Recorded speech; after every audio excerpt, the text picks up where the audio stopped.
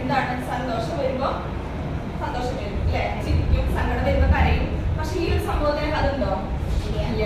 ചിന്തിക്കാനുള്ള കഴിവില്ല, വികാരങ്ങളില്ല, ഒരു ഇമോഷനും ഇല്ല. They cannot feel emotions like happiness or sadness.